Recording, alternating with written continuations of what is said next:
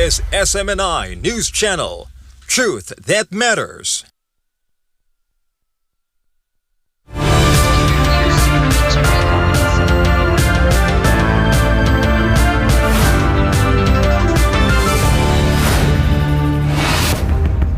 In the headlines, we begin with stalled diplomacy in Switzerland. Talks to end the war in Ukraine ended in Geneva without a breakthrough. President Zelensky accused Russia of dragging out negotiations as the war neared its fourth year. While talks stall in Europe, Moscow is reaffirming its alliance with Havana amid a growing energy crisis. Russia pledged support for Cuba's fuel shortages worsen. Foreign Minister Sergei Lavrov accused Washington of trying to suffocate the island. The energy squeeze is also hitting Ukraine as two countries halt fuel shipments. Hungary and Slovakia suspended diesel exports after disruptions in the Druba pipeline. The move sparked a new standoff, with Budapest accusing Kiev of political blackmail. From energy tensions to political change, Japan's first female leader is promising a new era. Prime Minister Sanai Takaichi vowed a bright future after her landslide win. She pledged economic and defense reforms to revive Japan.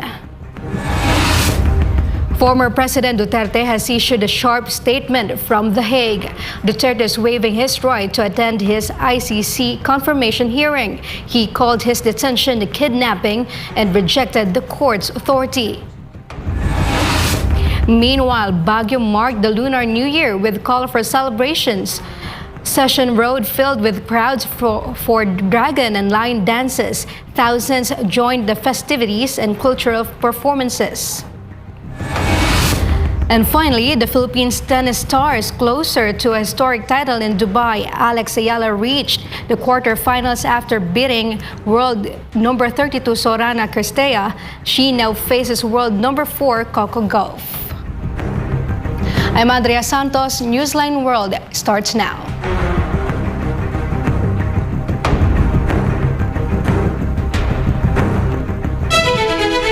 Diplomatic efforts to ease the war in Ukraine are hitting another wall. The latest round of high-stakes talks involving Ukraine, the United States, and Russia has ended without a deal on the most critical issues, even as the conflict nears its fourth year. Carlo de la Peña has the details. The newest attempt to find common ground on Ukraine has wrapped up in Geneva, but once again, negotiators walked away without a breakthrough. The two-day trilateral talks brought together delegations from Kiev, Washington, and Moscow, aiming to narrow deep divisions over how to end the war. Day one stretched for 6 hours in both bilateral and three-way formats, followed by 2 more hours of discussions the next day. But Ukrainian President Volodymyr Zelensky confirmed that no agreement was reached on the most sensitive issues. Станом на сьогодні не можемо сказати, що результат достатній. Військові поспілкувались з частини питань серйозно та змістовно. Чутливі політичні питання, питання про можливі компроміси та необхідну зустріч лідерів ще не опрацьовані достатньо. Zelensky said negotiators tackled several flashpoints, including how a ceasefire might be monitored with US involvement, as well as politically charged topics like the Donbas region and the fate of the Zaporizhzhia nuclear power plant, Europe's largest nuclear facility. Ukraine's chief negotiator Rustem Umerov described the talks as intense, saying progress was made, but offered no specifics.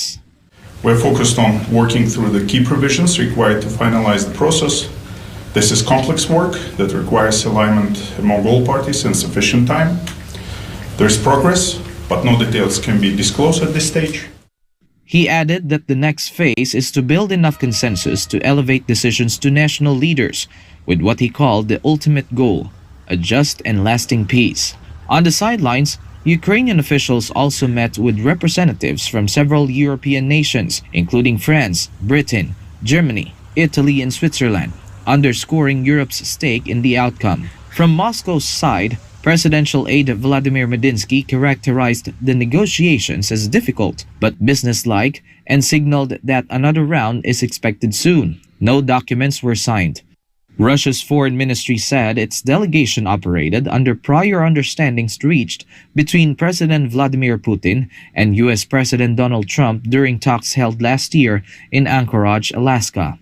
This latest meeting marks the third trilateral round this year. Previous sessions in Abu Dhabi also failed to resolve core disputes, particularly over territory.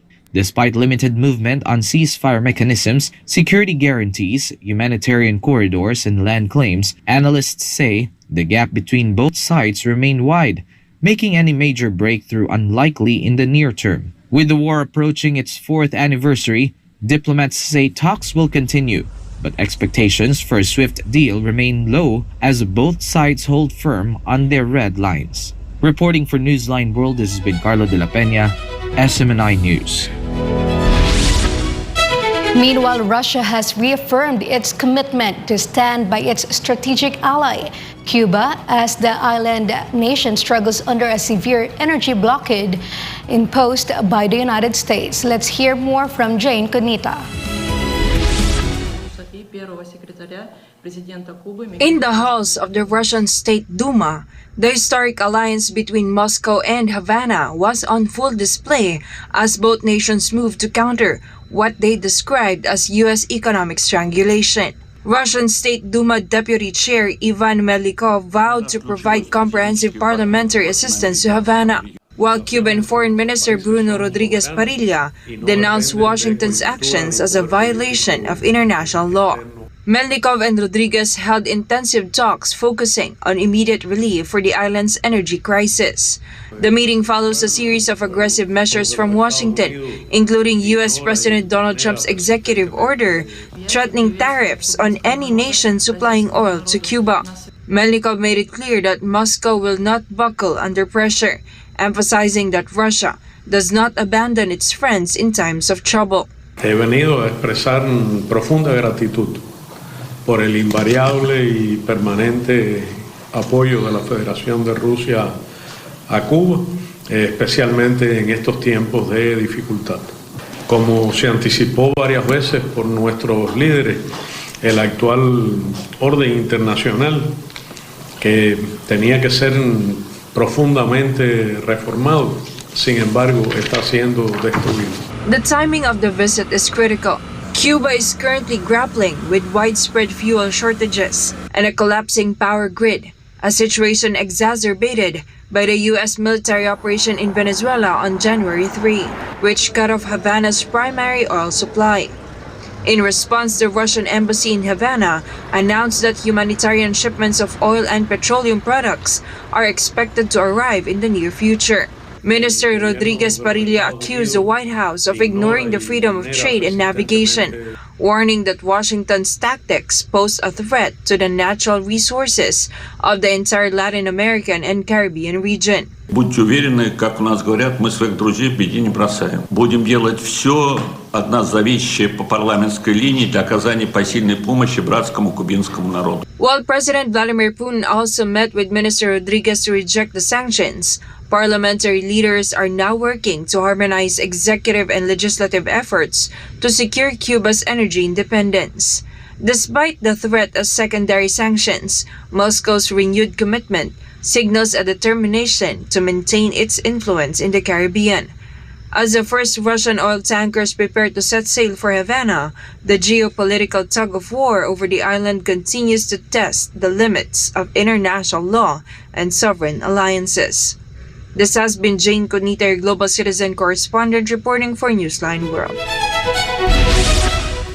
Meanwhile, the Russian Pacific Fleet has conducted a series of high-stakes anti-submarine maneuvers in the strategic waters of Avachinskaya Bay. The exercises centered around the warship MPK-82, focused on neutralizing mock enemy threats attempting to breach Russian territorial waters.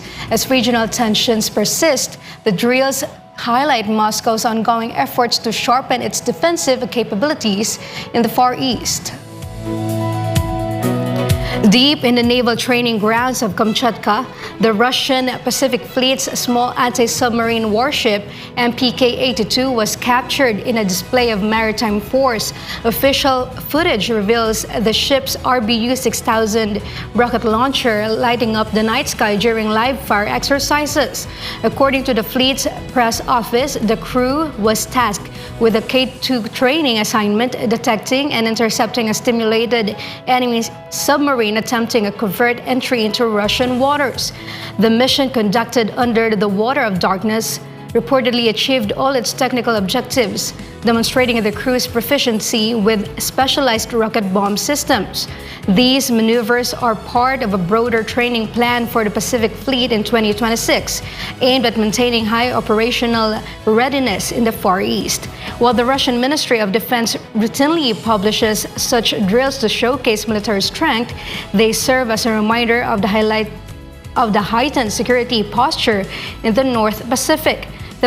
The successful completion of the nighttime engagement confirms the fleet's ability to defend sensitive maritime corridors against underwater intrusion, even in the challenging environments of Kamchatka Peninsula. Venezuela's acting president Delcy Rodriguez received Qatari Prime Minister Sheikh Mohammed bin Abdulrahman Al Thani at Miraflores Palace on Wednesday, marking a pivotal moment in the nation's 52-year diplomatic history. More on this from Prince Tripoli. The arrival of the Qatari Prime Minister's motorcade at Miraflores Palace on Wednesday signaled more than just a routine diplomatic visit. Welcomed by Foreign Minister Van Hill, Sheikh Mohammed bin Abdulrahman Al Thani entered into high-level technical meetings with Acting President Delcy Rodriguez. This visit, the first by a Qatari leader since the U.S.-led operation in early January, focused on a comprehensive review of cooperation frameworks. Areas of focus included tourism, agriculture, and specifically energy, following Venezuela's recent legislative reforms aimed at opening its oil sector to increased foreign investment. Diplomatic ties between Caracas and Doha date back to 1973, but the current strategic agenda has taken on new urgency. In recent weeks, Qatar has served as a critical financial intermediary, briefly holding Venezuelan oil revenues in restricted accounts before the transition to U.S. Treasury oversight. Venezuelan authorities highlighted that today's talks not only reaffirmed their fraternal bonds, but also paved the way for major infrastructure projects and food security partnerships that could stabilize the country's transitioning economy. As acting president, Rodriguez continues to navigate a delicate path toward re-establishing international legitimacy. The presence of a major non-NATO ally like Qatar provides significant diplomatic leverage. The two sides agreed to maintain open communication channels and explore new investment opportunities in the mining and cultural sectors. With a clear path ahead for foreign capital, the outcome of the summit could prove vital in determining Venezuela's economic trajectory for the rest of 2026. Reporting for Newsline World, this has been Prince Tripoli, SMNA News. Meanwhile, Hungary and Slovakia have suspended diesel exports to Ukraine after disruptions in the Druba pipeline, one of the world's longest oil pipelines, sparked a new standoff over regional energy supplies. Joy Tabanal tells us more. Hungary announced an immediate suspension of diesel fuel deliveries, with Foreign Minister Peter Szijjártó saying shipments will resume only once crude oil transit through the Druzhba pipeline is restored. He also blamed Ukrainian President Vladimir Zelensky for not restarting oil transit for political reasons, which deliberately places Hungary's energy supply at risk. The minister said Hungary cannot risk its own energy security to guarantee supplies to another country. Slovakia followed suit, with Prime Minister Robert Fico confirming that the Bratislava-based Slovnaft refinery will now keep diesel for domestic use, and warned that power supplies to Ukraine could be cut if pipeline disruptions continue. He also criticized Zelensky, accusing him of blackmailing Slovakia with oil in an attempt to bring Ukraine closer to the EU. Dnes ukrajinský veľvyslanec, náš veľvyslanec na Ukrajine, podal oficiálnu nótu na predstaviteľov Ukrajiny so žiadosťou, aby nám vysvetlili, prečo nie sú dodávky ropy, ktoré patria spoločnosti Slovnaft, prečo sme poškodzovaní a prečo sme opätovne nútení ako pri plyne hľadať nejaké iné alternatívy, ktoré sú drahšie a predovšetkým, ktoré nás vedú k plateniu vyšších tarifných poplatkov. Verejnosť má právo na informácie za predpokladu, že by tu boli seriózne médiá, ktoré by nešírili paniku. Verejnosť v danej situácii nie je ohrozená. My riešime technický problém, ktorý spôsobil politickým rozhodnutím prezident Zelenským. Tam prosím volajte, tam telefonujte, neobracajte sa na mňa. Buďte takí láskaví a choďte tam, zoberte kamery, choďte na Brody a ukážte slovenským občanom, že čo sa vlastne stalo, že či naozaj to také zničené a rozbombardované, že nemôže ísť ruská ropa, ktorá je presne určená na spracovanie v rafinérii Slovnaft. Ukrainian Foreign Minister Andriy Sybiha previously blamed a Russian attack for the halt of crude oil via the Druzhba pipeline. Though both Hungary and Slovakia have accused Ukraine of deliberately delaying the restart, the Druzhba pipeline, which carries Russian oil through Ukraine to Central Europe, has faced repeated interruptions since last year amid the ongoing conflict.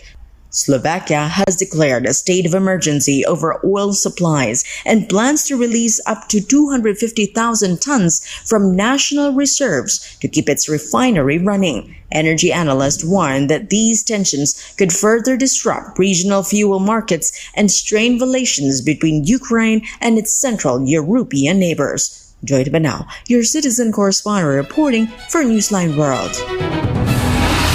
Up next, former President Duterte has issued a sharp statement from The Hague. Duterte is waiving his right to attend his ICC confirmation hearing. He called his detention a kidnapping and rejected the court's authority. Japan's first female leader is promising a new era.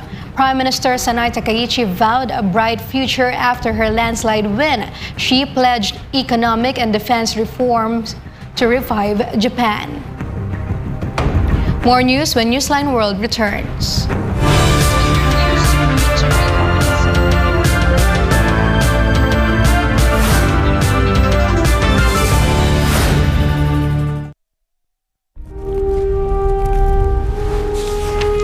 Pasasaan pa ang kalayaan kung ang mga alipin ngayon ay sila din naman mang-aalipin bukas.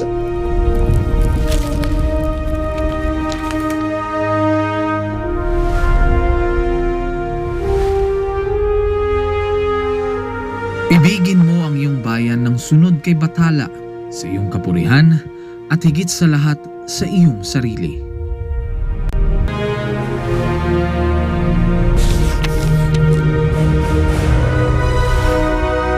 Hindi natin mapapalaya ang ating mga sarili maliban kung sumunong tayo na nagkakaisa sa iisang hangarin. Ang tunay na makabayan ay ang tumutupad ng pagpapabuti ng kanyang mga kapwa, gaano man kaaba ang kanyang katungkulan. Naway magsilbing paalala ang kanilang mga salita upang lalo nating mahalin at tapat na paglingkuran ang minamahal nating inang bayan.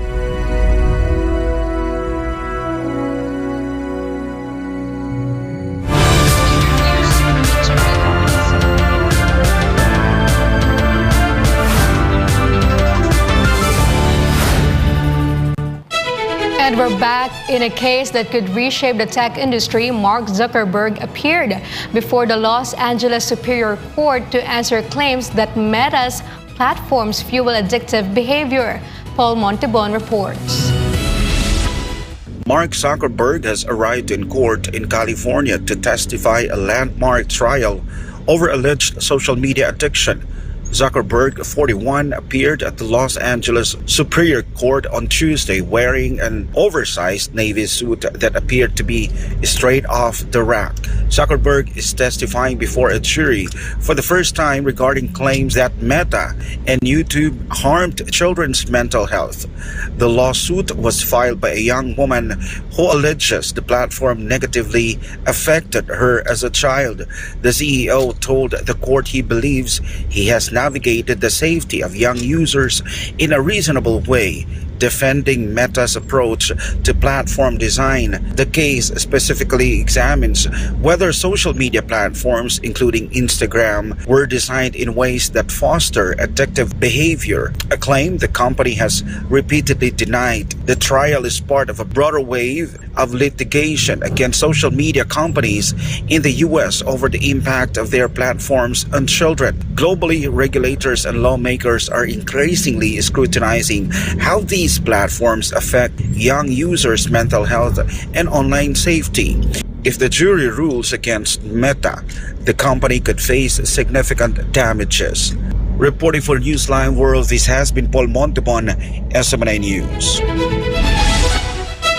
Former President Rodrigo Duterte has announced that he is waiving his right to personally attend the confirmation of charges hearing at the International Criminal Court. He stressed that he does not recognize the court's jurisdiction and described his detention in The Hague as a kidnapping allegedly facilitated by the current administration. Jason Rubrico has the news. Former President Rodrigo Duterte formally submitted a waiver ahead of the International Criminal Court's scheduled confirmation of charges hearing set from February 23 to 27, 2026. In the signed document, he made clear that he will not personally appear before the court. Duterte said he fully understands the consequences of waiving his right to attend and is entrusting his legal team to challenge the prosecution's evidence on his behalf. Duterte also laid out his reasons for refusing to attend the proceedings. He reiterated that he does not recognize the ICC's jurisdiction and claimed that his transfer to The Hague violated the Philippine Constitution and national sovereignty. The former president further described his detention as a kidnapping carried out with involvement of the sitting administration. He also strongly rejected allegations that he oversaw policy of extrajudicial killings during his presidency. In the same statement, Duterte spoke about his condition and personal sentiments while in detention in The Hague. He said he is old, tired, and frail and no longer wishes to take part in legal proceedings he may quickly forget. He added that he has accepted the possibility that he could die in prison, but said his heart and soul will remain with the Filipino people. In the final part of his statement, Duterte expressed pride in his record and reaffirmed his loyalty to the Filipino nation. Reporting for Newsline World, I am Jason Rubrico, SMNI News. Meanwhile, Japan's Prime Minister Sanae Takaichi promised a bright future for young Japanese and reaffirmed her commitment to sweeping reforms following the LDP's unprecedented electoral success. Faith Agustin reports. Prime Minister Sanae Takaichi has pledged to lead Japan as a shining beacon in the Indo-Pacific following her party's historic victory in the recent snap election. まず冒頭、先の総選挙において70年余りの自由民主党の歴史の中で最も多い議席数によって高市政権を信任してくださった国民の皆様に厚く厚く御礼を申し上げます。 The Prime Minister's remarks come after her Liberal Democratic Party secured the largest number of seats in its 70-year history. She expressed gratitude to Japanese voters for their confidence in her administration. 自民党単独で3分の2超の議席を獲得したことで私が大きな権力、白紙人情を得たという方もおられます。そのようなつもりは全くございません。これまでと同様、政策実現に前向きな野党の皆様にもご協力をお願いします。 Takaichi outlined her vision for Japan as a country of freedom and democracy, one that young people can be proud of and that other nations can rely on. She emphasized that her government, dubbed Takaichi Cabinet 2.0, will continue pursuing reforms, including amending the constitution, revising the imperial household law, and reducing the number of diet members. This has been Faith Agustin, your citizen correspondent, reporting for Newsline World. The holy month of Ramadan has officially begun in the United Arab Emirates, marked by the iconic firing of the Ramadan cannon at the Sheikh Zayed Grand Mosque in Abu Dhabi.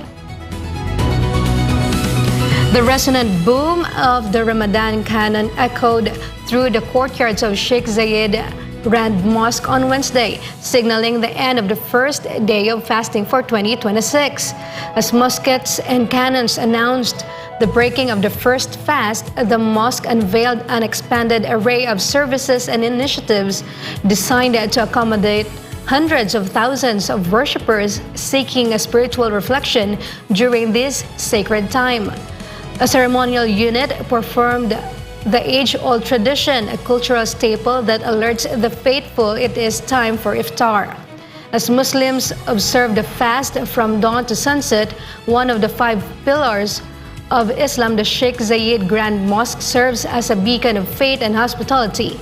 Throughout the holy month, the mosque will continue to host special lectures and communal meals, fostering a sense of peace and unity across the capital.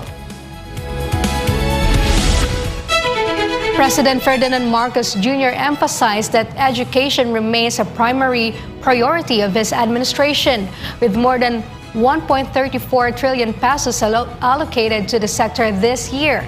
The statement was made during the mass oath-taking ceremony of newly promoted teachers held in Bulacan. Creselyn Catarong reports. President Ferdinand Marcos Jr. led on Thursday the Move Beyond for Service and Excellence mass oath-taking ceremony for newly promoted teachers and school heads under the expanded career progression for the Bulacan and Pampanga cluster held in San Jose del Monte. Also present at the ceremony were Education Secretary Sonny Angara, Pampanga 2nd District Representative Gloria Macabal Arroyo, along with several local officials of Bulacan. In his speech, President Marcos acknowledged the long wait many teachers endured for promotion and assured them of the government's continued support for their profession. Bawat lesson plan na ginawa ninyo, bawat karanasan sa silid-aralan na nililikha ninyo, bawat mabuting asal na itinuturo ninyo, doon unti-unting nabubuo ang kumpiyansa at pangarap ng ating mga estudyante. Walang katumbas ang sakripisyo ng ating mga guro. He noted that the Bulacan ceremony marked the third oath-taking under the expanded career progression system, following earlier ceremonies in Ilocos Norte and the National Capital Region. Marcos stressed that a true measure of a nation's progress lies in the future it prepares for its youth, highlighting the crucial role teachers play in nation building. As proof of the administration's commitment to education, the president announced that more than 1.34 trillion pesos has been allocated to the education sector this year, equivalent to over 4% of the country's total economy. In addition, the government launched the Yaman ng Kalusugan program or YAKAP Caravan, which aims to bring medical services directly to teachers, including free laboratory tests, consultations, medicines, and other health services. The service recognition incentive for the previous year has also been distributed. Teachers have likewise received a 10,000 pesos teaching allowance for school year 2025 to 2026 and a 7,000 medical allowance starting 2025. The government continues to open more senior positions to expand promotion opportunities under the expanded career progression. Teach not only knowledge, but empathy. Not only skills, but character. Because long after the lessons are over, what your students will remember most is how you made them believe in themselves. Meanwhile, Marcos Jr. also visited a public elementary school in San Jose del Monte, Bulacan to inspect the implementation of the government's YAKA program. Reporting for Newsline World, this has been Creselyn Catarong, SMNI News. Meanwhile, the Senate has approved a bill that will establish a special commission focused on strengthening food production in the country. The commission aims to develop solutions to assist local farmers and fisher folk. Here are the details from Angel Pastor. With 17 votes in favor and 2 against, Senate Bill number 1624, creating the Congressional Commission on Agriculture, Fisheries and Food Security, or AgriCom, has passed its third and final reading. The bill was sponsored by Senator Francis Kiko Pangilinan. Under the proposed AgriCom will consist of 10 members, 5 from the Senate and 5 from the House of Representatives, led by the chairpersons of their respective agriculture committees. The Commission's primary task is to assess the current state of the sector and recommend immediate solutions as well as long-term reforms. An initial fund of 200 million pesos has been allocated for the Commission's operations. The Commission's recommendations are expected to help increase food production, strengthen the livelihoods of farmers and fisherfolk, and ensure sufficient and affordable food for all Filipinos. For God of my beloved Philippines, Asia Pastor, SMNI News.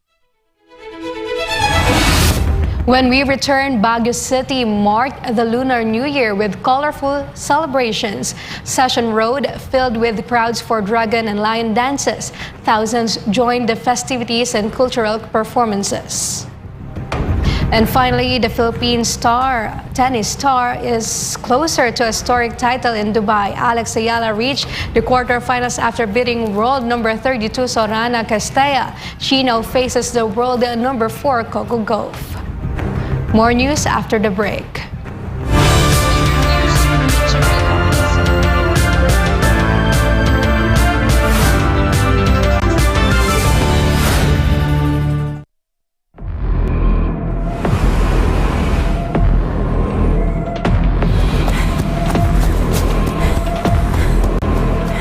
Hoy, magnanakaw! Tingnan! Pulis ka! Hala, magnanakaw! Magnanakaw! Magnanakaw! Hoy, magnanakaw! Magnanakaw! Magnanakaw! Ano kayang gagawin ko? Ipamimigay ko yung konti para tumigil sila sa pag-iingay. Pare, magnanakaw, namimigay ng pera. Ito ang sayo. Wow! Ang bait ng magnanakaw! Ito naman sayo. Kuya, yung eto share ko! Sana Huwag ka nang maingay. Eto pa. Tama na yan. Nakikipalato lang kayo eh. Huwag nang maingay.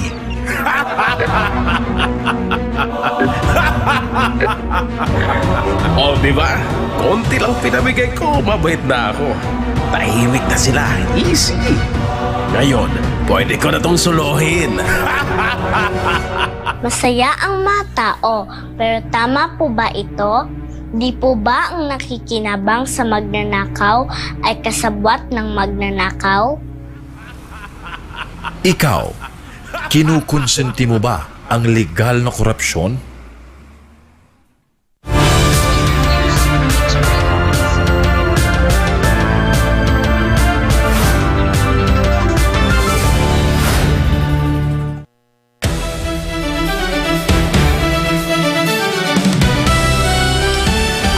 Ayala continues her breakthrough run in Dubai, reaching the quarterfinals with a straight sets win over Sorana Castella and setting up a clash with world number 4 Coco Gauff. Meanwhile, the USA and Canada advanced to the Olympic men's ice hockey semifinals after overtime quarterfinal wins, keeping their gold medal hopes alive. Here's Carlo De La Peña reports. Coming off a statement win over a top 10 opponent in the previous round, Alex Ayala sustained her momentum with a composed 7-5, 6-4 victory against Sorana Castella in the round of 16. The 20-year-old Filipina, ranked number 47 in the world, needed 1 hour and 38 minutes to eliminate the world number 32 Romanian. Ayala trailed 4-5 in the opening set and was on the verge of dropping it, but she answered with 3 straight games, capped by a strong service hold in the 12th game to clinch the set 7-5. She then dominated early in the second frame, building a 4-0 lead. Castella fought back and narrowed the gap to 5-4 after winning 3 straight games, but Ayala stayed steady and held serve to seal the match 6-4 to the delight of the crowd. Awaiting her in the quarterfinals is world number 4 Coco Gauff, who rallied past Elise Mertens 2-6, 7-6, 9, 6-3. Ayala has already proven she can stand her ground against elite competition after defeating world number 8 Jasmine Paulini 6-1, 7-6, 5 in the round of 32. Canada, pre-tournament favorites, overcame the Czech Republic 4-3 in overtime, with Mitch Marner scoring the decisive goal. The Czechs had taken the lead twice, including a goal from David Pastrnak, but Canada equalized with Nathan McKinnon and Nick Suzuki before Marner ended it in OT. Captain Sidney Crosby exited early with a leg injury. The USA needed overtime to defeat Sweden 2-1, with Quinn Hughes scoring 3:27 into the extra period after Mika Zibanejad had tied the game for Sweden in the third. Dylan Larkin gave the Americans the lead in the second period. In Friday's semifinals, Canada faces reigning champions Finland men's ice hockey, who beat Switzerland 3-2 in overtime, with Arturi Lekkonen scoring the winner, while the USA takes on Slovakia men's ice hockey, who thrashed Germany 6-2. Both Canada and the USA rosters feature NHL stars competing at the Olympics for the first time since 2014, setting up a high-stakes semifinal showdown for the gold medal. Reporting for Newsline World, this has been Carlo de la Peña bringing you the latest sports news.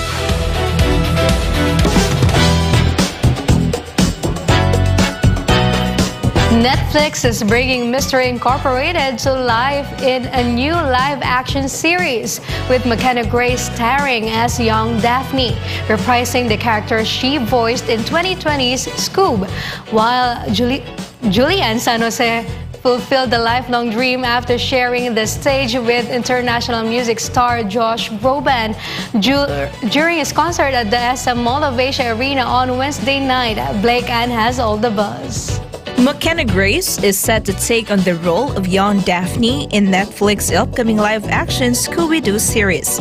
According to Variety, the series will explore the origins of Mystery Incorporated, giving fans a fresh look at how the iconic group came together. Grace, who previously voiced Daphne in the 2020 animated film Scoob, shared her excitement about joining the project on Instagram, calling it an incredible opportunity. Fans are eagerly awaiting the series, which promises to blend nostalgia with a new take on the beloved franchise. A dream came true for Julian San Jose after she shared the stage with international music star Josh Groban. Asia's Limitless star Julian San Jose joined Grammy-nominated singer Josh Groban during his concert at the SM Mall of Asia Arena on Wednesday night. The two performed a heartfelt duet of Groban's song, Both as Sides Now, drawing cheers from the audience. On Instagram, Julian described the experience as a dream, adding that sharing the stage with Groban was such an honor and inspiration. Fans flooded social media with praise for the collaboration, calling it a proud moment for the Filipino singer. And that's all for now. I'm Blake Ann, bringing you the latest showbiz.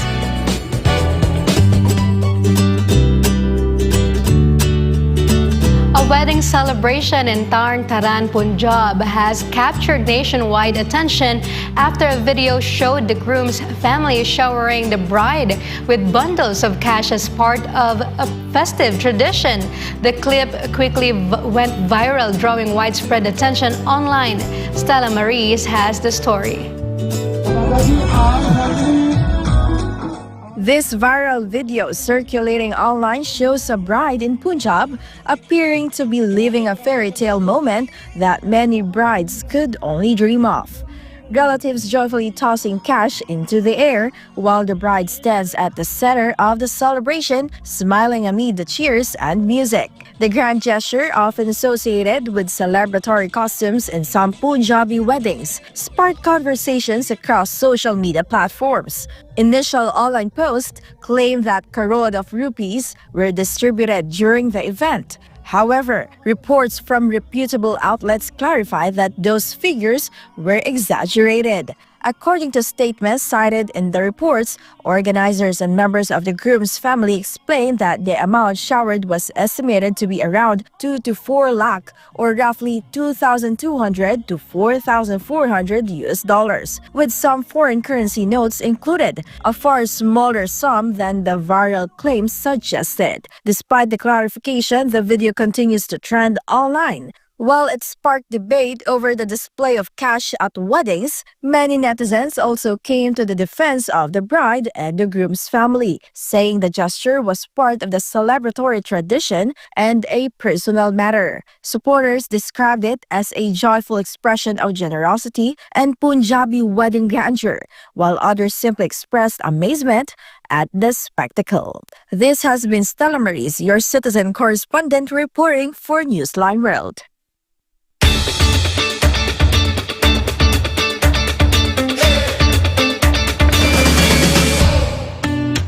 Session Road in Baguio City came alive with crowds, colors, and festivities as thousands marked this year's Chinese New Year celebration. Here's a look at who attended the celebration in MJ Mondejar's report. Crowds filled Session Road in Baguio City on Wednesday afternoon. Children, adults, families, and groups of friends all happily joined the Chinese New Year parade.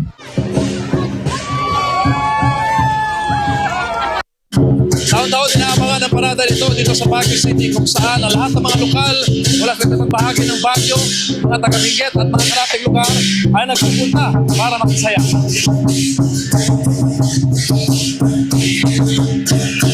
Baguio City Mayor Benji Magalong led the celebration with Chinese Ambassador to the Philippines Jing Tian as guest of honor. The two officials enthusiastically distributed goodies. Masaya talaga to. Saka yung mga tao talaga lumalabas. Yes.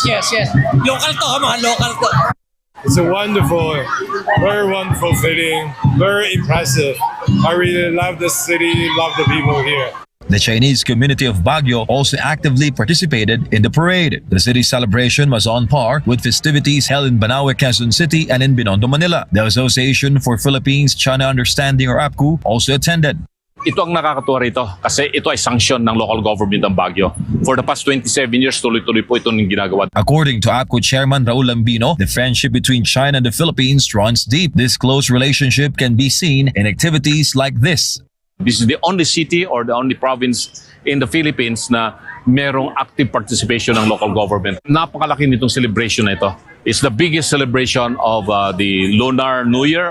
For the Baguio City government, continuing the strong relationship between the city and the Chinese community is important for the progress of everyone. Alam mo naman, kailangan natin when we talk about progress and development, kailangan talagang may inclusivity dyan.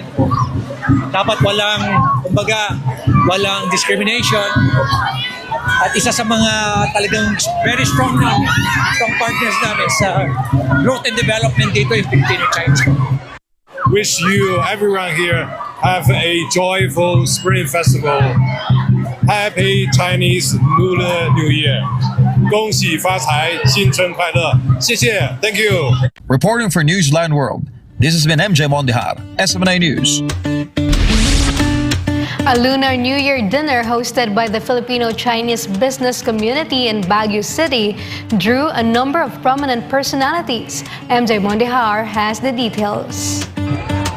Following a parade along Session Road on Wednesday afternoon, the Filipino-Chinese business community in Baguio City hosted a dinner later that evening to commemorate the Lunar New Year. What we are doing has already been many years. Ang ginagawa namin, we take this as an opportunity during the Spring Festival to renew our friendship between the Filipino and the Chinese community, especially peoples to peoples exchange and relationship. Benjamin Magalong, Mayor of Baguio City, attended the dinner and expressed his gratitude to the Chinese business community for its steadfast partnership with the city government. Chinese Ambassador to the Philippines Jing Tian also graced the event, aiming to further strengthen the close relations between China and the Philippines. The Chinese envoy stated that they will continue to engage in close discussions with the Philippine side to resolve differences regarding disputed territories in the South China Sea through peaceful dialogue. For local businessman Peter Nang, the most effective way to address these differences is through direct communication. Maybe we need dialogue. I have a lot of friends here in Baguio. I always told them na yung mga konting dispute, pwede na din pag-usapan. Pero if national interest, let the billion politician resolve it na lang. Tayo kasi we are in the lower level. We just take good care of our day-to-day business. On Thursday, Nang and other leaders of the Filipino-Chinese business sector in Baguio met with Mayor Magalong and Ambassador Tian. I think they can resolve that problem. Kasi tayo, we are in the local level. Ang ginagawa namin is to take good care of our peoples-to-peoples relationship. Amigo tayo parati. The move is seen as a productive step to help local businesses here in Baguio City to thrive with international partners like China ready to help at hand. Reporting for Newsline World, this has been MJ Mondihar, SM9 News. And before we end, may you be inspired with the words of the sun.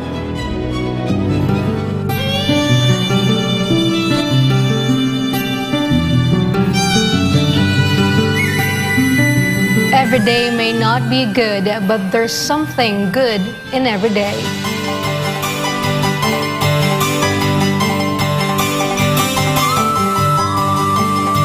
And that's all for this edition of Newsline World. For God and my beloved country, the Philippines, I'm Andrea Santos. Thank you for watching. Goodbye.